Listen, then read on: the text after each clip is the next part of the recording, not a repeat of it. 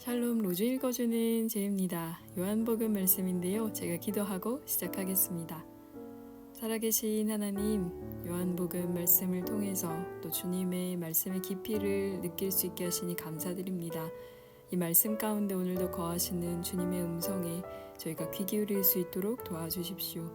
예수님의 이름으로 기도드립니다. 아멘. 네, 요한복음 3장 새 한글 성경입니다. 바리새파에 속한 어떤 사람이 있었다. 그의 이름은 니고데모로 유대아 사람들의 지도자였다. 이 사람이 밤에 예수님께로 와서 말했다. 랍비님, 우리가 알기로 랍비님은 하나님께로부터 오신 선생님입니다. 랍비님이 몸소 행하시는 이런 징표들을 아무도 할 수 없기 때문입니다. 하나님이 함께 하시지 않으면요. 예수님이 그에게 대답하셨다.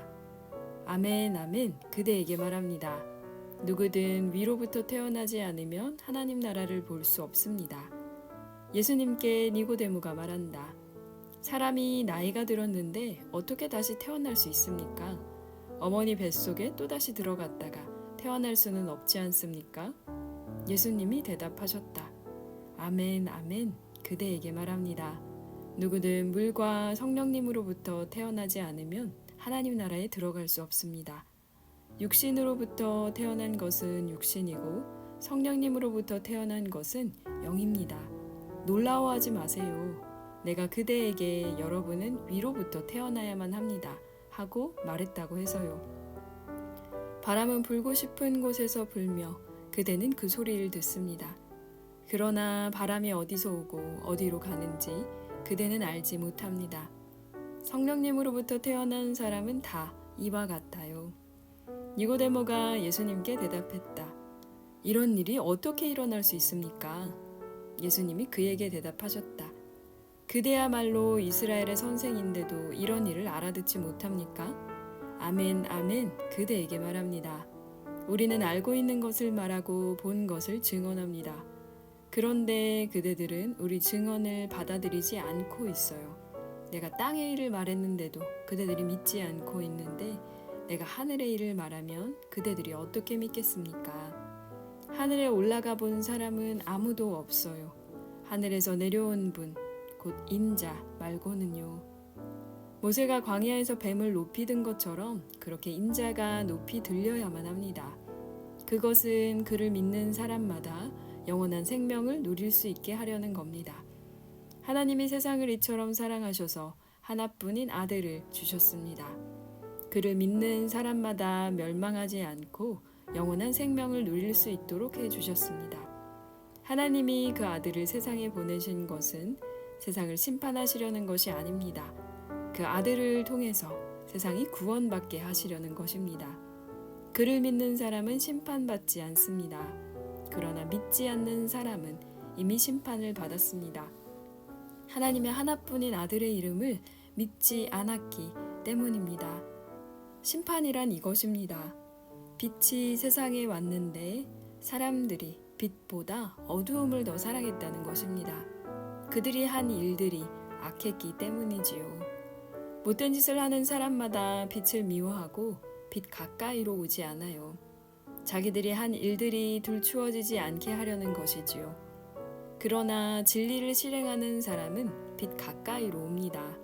자기가 한 일들이 하나님 안에서 한 것임이 드러나게 하려는 것이지요. 이 일이 있은 뒤에 예수님과 제자들이 유대아 땅으로 갔다. 예수님이 거기서 그들과 시간을 보내셨고 세례도 주고 계셨다. 요한도 살렘 가까이 에논에서 세례를 주고 있었다. 거기에 물이 많았기 때문이다.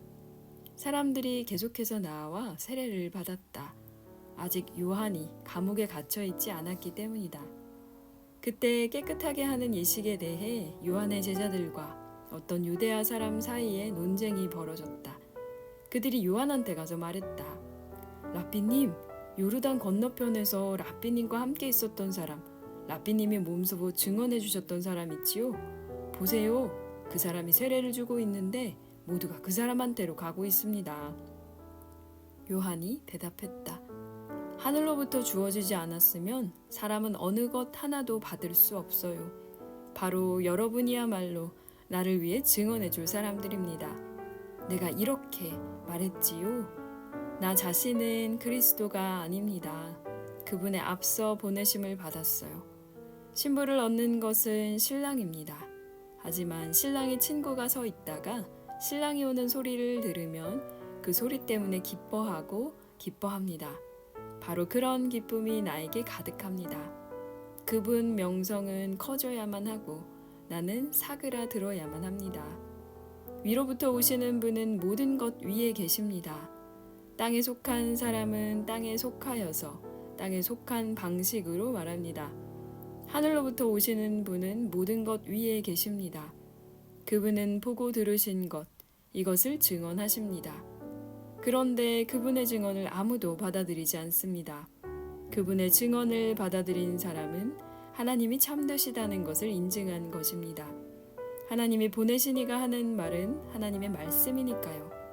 재어보지 않고 하나님이 성령님을 부어주시기 때문입니다. 아버지는 아들을 사랑하시고 모든 것을 그의 손안에 주셨습니다. 아들을 믿는 사람에게는 영원한 생명이 있습니다. 그러나 아들을 믿지 않는 사람은 생명을 보지 못할 것입니다. 오히려 하나님의 노여움이 그 사람 위에 머뭅니다. 아멘. 4장입니다. 예수님이 요한보다 더 많은 사람을 제자로 삼고 세례도 주신다는 것을 바리새파 사람들이 들었다. 예수님이 이것을 아셨다. 사실 세례를 주고 있었던 것은 예수님 자신이 아니라 그분의 제자들이었다. 이때 예수님이 유대야를 뒤로하고 다시 갈릴레아로 떠나가셨다. 예수님은 사마리아를 거쳐서 가셔야만 했다. 그래서 사마리아의 도시인 수가라 하는 곳으로 오신다. 수가는 야곱이 자기 아들 요셉에게 준 땅 가까이에 있다. 거기에는 야곱의 우물이 있었다. 예수님은 여행길에 지치셨던 터라 우물가에 주저앉아 계셨다. 시간은 낮 12시쯤이었다. 어떤 사마리아 여자가 물을 기르러 온다. 예수님이 그에게 말씀하신다. 나에게 마실 것을 좀 주세요. 예수님의 제자들은 먹을거리를 사려고 시내로 들어가고 없었다. 그 사마리아 여자가 예수님께 여쭌다.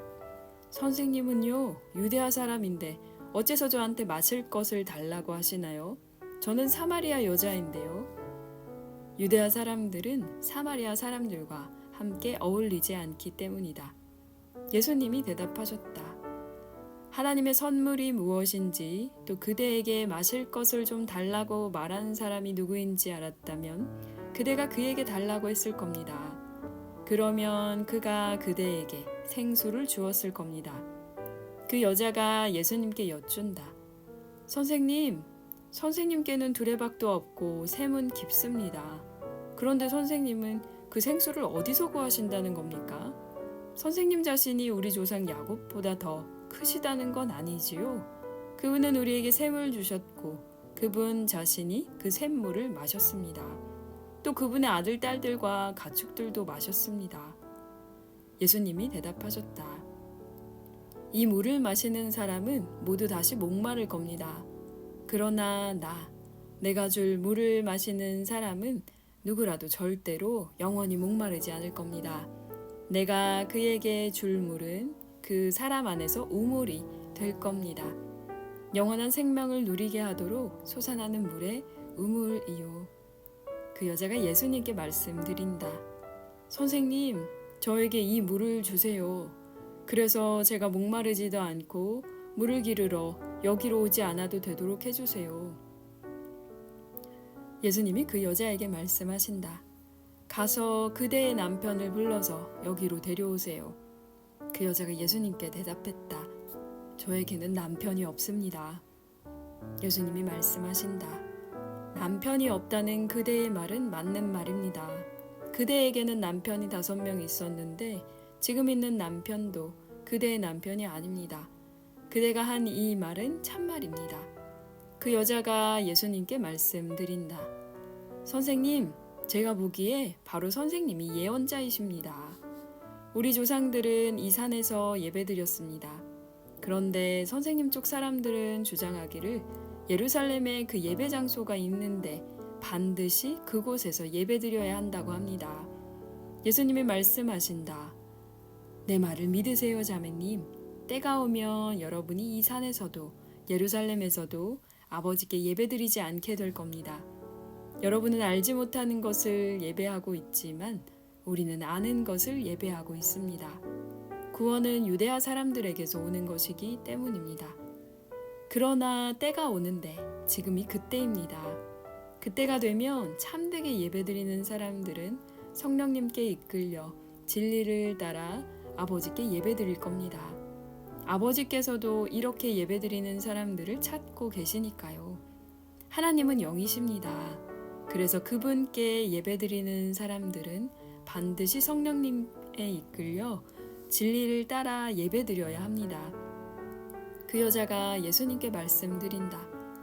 메시아가 오신다는 것을 알고 있습니다. 그리스도라는 분 말이에요. 그분이 오시면 우리에게 전부 다 알려주실 겁니다. 예수님이 그 여자에게 말씀하신다. 바로 내가 그입니다. 그대에게 말을 건네고 있는 내가요. 그러고 있을 때 제자들이 왔다. 그들은 예수님이 어떤 여자와 말씀을 나누고 계신 것을 두고 놀라워했다. 그러나 아무도 무슨 일입니까? 그 여자와 무슨 말씀을 나누고 계십니까?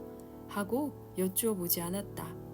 그 여자는 물 항아리를 버려두고 떠나 시내로 들어갔다. 그리고 사람들에게 말한다. 이리로 와서 좀 보세요. 내가 한 일을 모두 다 나에게 말한 사람을요. 어쩌면 이 사람이 그리스도가 아닐까요? 사람들이 시내에서 나와서 예수님께로 오고 있었다. 그러는 사이에 제자들은 예수님께 라피님 좀 잡수시지요 하고 재촉했다. 예수님이 말씀하셨다. 나야말로 먹을 음식을 가지고 있는데 그대들로서는 알지 못하는 겁니다. 그러자 제자들이 서로 말했다.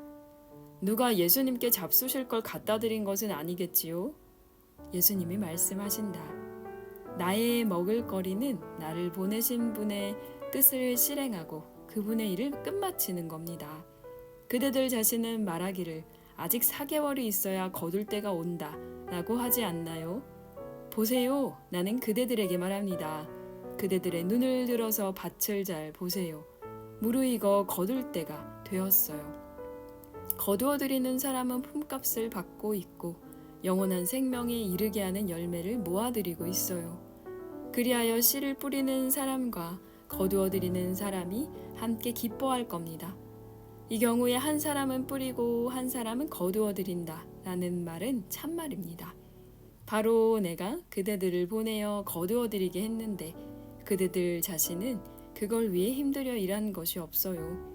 다른 사람들이 힘들여 일했고 그대들 자신은 그들이 힘들여 일한 덕을 본 겁니다.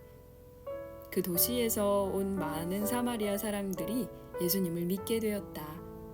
그것은 내가 한 일을 그분이 나에게 다 말해주었어요 하고 그 여자가 증언한 말 때문이었다. 그래서 사마리아 사람들이 예수님께로 와서 자기들 곁에 머물러 달라고 요청했다. 그리고 예수님은 거기에 이틀 동안 머무르셨다. 예수님의 말씀 덕분에 훨씬 더 많은 사람들이 믿게 되었다. 사람들이 그 여자에게 말했다. 우리가 믿는 것은 더는 당신의 말 때문이 아닙니다. 우리가 직접 들어보았고 이분이 참으로 세상의 구원자라는 것을 알게 되었으니까요.